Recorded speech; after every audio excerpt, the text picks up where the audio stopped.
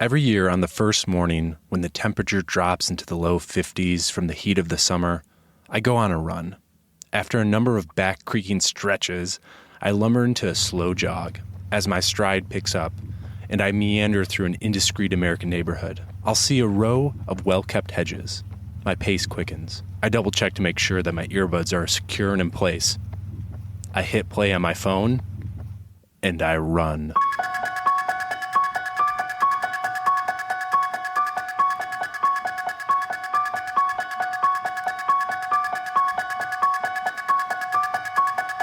John Carpenter's 1978 Halloween theme is still haunting 40 years after the indie slasher turned horror hit was released. Why do I run to its syncopated 5/4 time theme? Because it jolts me into an adrenaline rush and a sense of fear connected to the changing of the seasons and the coolness of the fall air. It's like a mini roller coaster that improves my split times. That rush that I feel when I play the Halloween theme goes back to the first time I saw the movie. I was in middle school, and it kept me up at night for weeks. See, I've never been a fan of horror movies. I'm kind of a perpetual scaredy cat. Just like the trope of don't go in there, I've always been curious about scary movies and why people like them and how do you like them and how do you watch them and what one do you start with.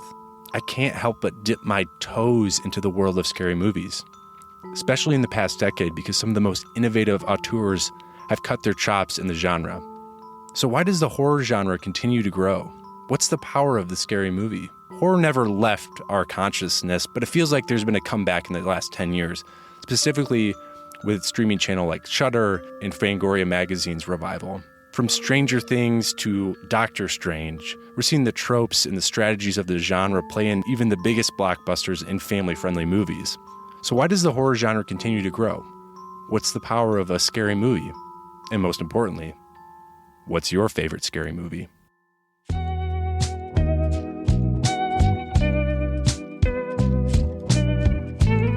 Welcome to a podcast called Least Important Things.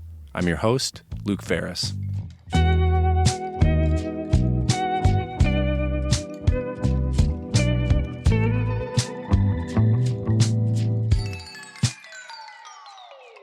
So I reached out to you guys and asked that specific question. The question made famous by the Scream movies. What's your favorite scary movie? I don't know. You have to have a favorite. What comes to mind? And here's what you said. Dana says, Jeepers Creepers, there's a subtle simplicity to the buildup I really like. And he also said, The Fog from 1980. It's not 2022 scary, but I love the movie nonetheless. Lydia says, okay, genuinely, I think Scream is the ultimate and iconic slasher horror movies, so I'm going to go with that one. Nate says, The Descent. Truly terrifying for the entire bit, and the monsters don't show up until halfway through.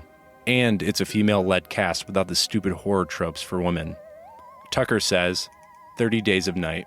It's not winning any Oscars, and I don't even know why I like it. Still hits.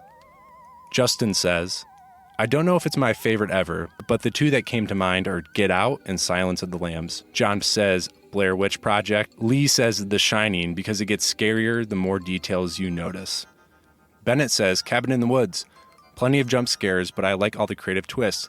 Luis says I find The Exorcist really engaging. And there's this Spanish movie, Rec, R-E-C, that is really fun to watch, but very stressful in a good way. Jackie says Psycho. Mark says, hard to pick a favorite, but I watched Texas Chainsaw Massacre last year, and it's so much more realistic, terrifying, and suffocating than most other horror films. And then last but not least, Mike says the third one. And let me tell you, it took me over 48 hours to get what he was saying. I asked him, what's your favorite scary movie? And he said the third one, as in Scary Movie 3. Well, I'll answer the question that I asked. What's your favorite scary movie? It's Halloween. The first time I saw Halloween, I was around 14 years old.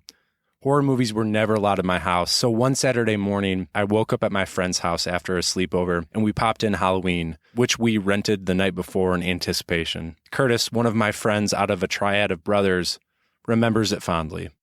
I remember watching it middle of the day and being terrified. Yeah, like you said, our introduction to horror movies was, first of all, like, in context of like late 90s, early 2000s, it was just like there was nothing.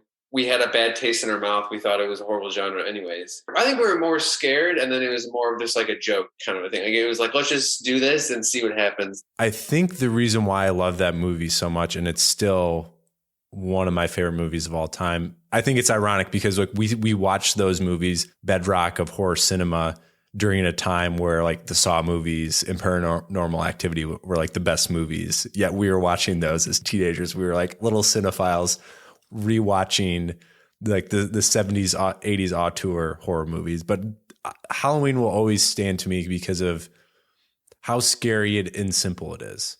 The 70s were the best of all horror. It's when all the pioneers came out of different genre, of all the big horror movies that we talk about today. So last year, Kurt started a group chat with all of us who watched Halloween that fateful morning, where we can discuss horror movies and scary movies. The chat is aptly named Haddonfield, based off of the fictional hometown of Michael Myers. Like Kurt, watching horror movies has been a long journey because he was also a scaredy cat. Do you remember watching Strangers together in your basement? So I do remember the Halloween, and I remember that being a day watch, and that was just kind of like I think it was almost like like we're like walking around watching it too, like it were like nerve-wracking watching. Yeah, like we were scared to like actually take it in. But Strangers, I remember watching that, and that was the scariest movie I still maybe have ever seen ever. That movie, I think, made me hate horror movies, and I'm really mad because it's my favorite genre now. And I wish I was aware enough to realize, no, this means that it's good. I didn't even finish the movie. We were in the room next to the TV listening to the movie. And your brother and I had I think we had bats or like whatever, like airsoft guns. I remember we paused it, and then we were like, okay, break, like water break, and then we started again. And then I remember we got into it again, and then all of a sudden, Ivan, our cat at the time, like started, I don't know, he was like throwing up or something else, but he started like making like, it sounded like a human being, and then he made like this weird noise, and we all lost it. We were I think we turned it off after that because we were like, you know what, this is just it's real. The genre has been at times, and rightly so, derided culturally for its gratuitous violence, sexism, and outright offensive storytelling. But in the past decade, there's been a shift in how horror movies have been perceived. Because of the financial shift in Hollywood, the horror genre and scary movie genre is a breeding ground for talent.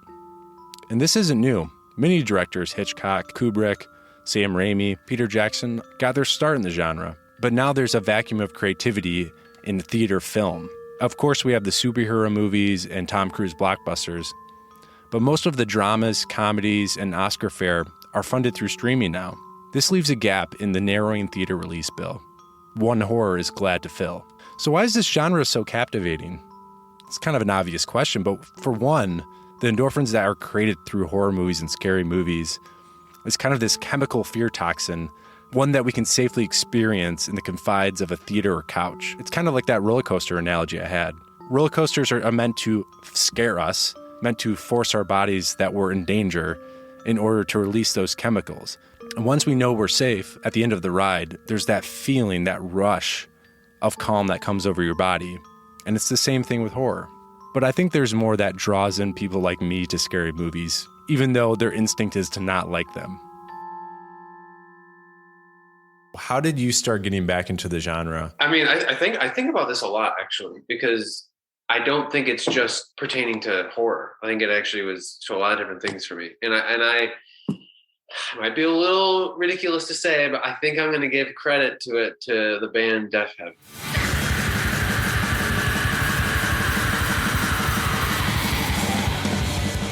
Because I was so comfortable with my movies, with my music, and just like listening to my Kings of Leon and whatever it was, and I was just feeling good. And then my brother showed me this metal band, and I rejected it because it was just like, it's too intense. And then I would say 8 months later, I finally gave it like a big existential like midnight drive moment, and it just like blew me away. And I think after that, I got absolutely like just hooked. Just like it was just, I got addicted truly to just like the feeling. Like I wanted to feel more. And so I think that just like blurred into film where I just was like, no, I don't want to I don't care about this. Like, I want to feel what I felt when I watched Jaws. And I feel like I'm always chasing the feeling I feel when I watch Jaws in any movie. You talked about that Jaws feeling. Like, what is that Jaws feeling to you when you go to a horror movie? Like, I guess it's twofold. It's like, oh my gosh, this is an insane ride. This is so terrifying, but it's done so well. This monster is so scary, but it's not like cheesy or corny at all. Like, I truly am scared. Like, that's freaking awesome. I think it's hard to do. And then the other one is emotionally, like the Babadook or like Midsommar. It's so emotionally draining. I'm not looking for like most stressful moment ever, and sometimes they happen to be that way, but it's so, like, I feel so much. I'm so engaged. I'm so emotionally terrified, or just like, I don't know, empathizing, you know. And it's like, man, like, I mean, you crave it after a while. It's like a release. It's almost like you're working out your emotions. Like, instead of doing a 30-minute leg workout, you're doing a 2.5 hour 45 emotional workout. No, 100%. I mean, I'll throw uncut gems in there. It's not horror, but it's just like, it creates such an adrenaline rush that never leaves. And it's like, damn, like, I think that's just top level filmmaking. Because it's truly creating an experience, not just you like watching something and then going about your day. Elevated horror, the subgenre that addresses cultural and political themes, is bringing thought-provoking ideas to a genre that is stereotypically lizard brain. The genre has taken on a completely new face and like soul, and it has this new intelligent rejuvenation and rebranding almost, due to like some really awesome, cool directors out there choosing to make movies that they know might not be the most successful, but are just like, I don't know, they make you really think. They're really powerful films. If you hate scary movies, I get it. But if you love creative filmmaking and storytelling, the horror genre is where a lot of that creativity is coming from. In a world of IP, franchise, and reboots, which horror isn't free from, the genre is innovating more than any other in the film and television industry. And it's influencing other films and genres, from dramas to action movies. Even look at one of the most successful franchises right now, Jurassic Park, Jurassic World. A lot of the foundations of that franchise is based on horror tropes, where you have dangerous creatures stalking the hero characters. Just watch the final sequence in Jurassic World Fallen Kingdom. It pretty much could be a Halloween sequel. I guess the last thing I'll say is like, so I just watched Little Women again for the second time last week, and I like absolutely like just like, oh man, like I'm so drawn in, like a freaking Florence Pugh. I'm just like losing my mind over all these such intense scenes, such an intense like, you know, depiction of sisterhood and family and love and everything. And then like yesterday I watched Babadook, and it's like this such intense version of like it almost like an avant-garde and like abstract way of telling about motherhood and childhood for a boy and his relationship with his mom and vice versa. Yet add a little bit of scary in there, and it's like they're just as powerful. So that's the double billing that people should line up to the theaters. Little Women and Babadook. That's it. I think that it's an easy back-to-back. It's easy. You know, you settle right in, and you get all the good storylines all there. I like it.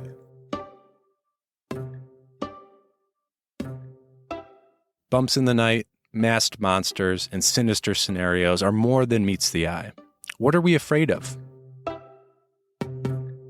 If you read the news every day, it's no surprise that mystical creatures and masked villains are inconsequential to the real terrifying things humans can experience and are faced with in our modern world. But maybe when we watch a scary movie and get through 2 hours of terror, it empowers us to overcome the fears in our own lives. Can conquering the fictional fear created by cinema encourage us to conquer the challenges of the now? Maybe I'm reading too much into it. But for me, my friends like Curtis, and you listeners, there's something there when you sit down with your friends, watch a scary movie with a popcorn or your favorite fall beverage, and get through that 2 hours of intensity. And just like the end of a roller coaster, you can turn around, smile, laugh, wipe some tears, but there's a feeling of accomplishment, of survival, one that's in us all as humans. And maybe scary movies aren't the best way to do it, but I think it's a way that we can face our demons inside of us and understand the fears of the world that come into the screen.